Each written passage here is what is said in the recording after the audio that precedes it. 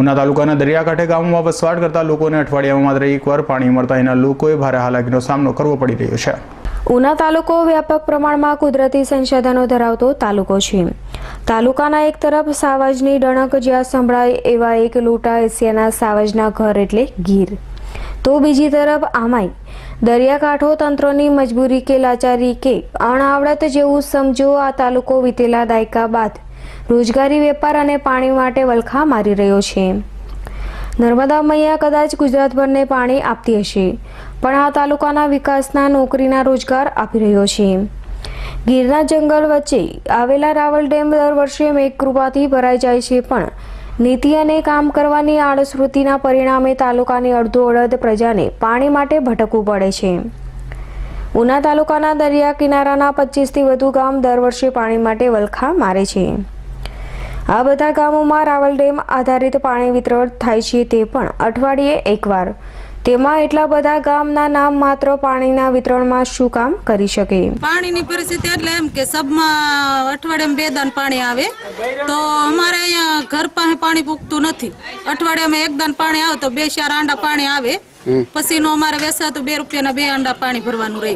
એ પણ અમે હાવ કટલી માથાકૂટ કરી આખો દી પાણીની વાહે રહીએ તારે અમને પાણી મળે। દાડીએ જાય, દાડી ઘેર રાખીને પાણી હાટું ઘેર રહીએ। પરિસ્થિતિ સાહેબ એટલે જ આવવા જોઈએ, એમ કે વર્ષોથી જ આમ તરસો છે, માણસ છે, એમ જો માલ ઢોર માણસ અમારે અમુક સમયે તો એવું છે કે નિશાળે અમારા બાળકો છે ને તે પણ લુગડા ધોયા વિના જાય છે પાણી સાટું થઈને। તો અમુક ટાણે એમ કે જો અમારે દાડી ગામમાં નથી, 12 ગામ જાય દાડી કરવા, તો પાણી હાટું થઈને અમારે દાડી પાડવી પડે ને ઘેર રહેવું પડે એમ। કુવા ને ડંકી તો એકઈ છે જ નહીં સાહેબ એમ। અમારે ગામ પંચાયતની વાવ નથી, પાણી નથી, એમ કે પીવાના પાણી હાટું અમારે આખો દિવસ ઘેર રહેવું પડે છે। અમુક સમયે તો એમ કે જો અમારે પાણી પૂરું મળતું નથી, ટાંકાની વાહે વેસાતું પાણી લઈએ અમે, 2 રૂપિયાના 2 આંડા અમને આપે, એ છતાં અમારે આખા ગામમાં એને ફરવું પડે, તો પણ પૂરું પાણી નથી મળતું એમ। કેરબાના કેટલા પૈસા લે? કેરબાના એક કેરબાના અમારી પાસેથી 20 રૂપિયા લે એમ, ને 2 રૂપિયાની એક એલ આપે।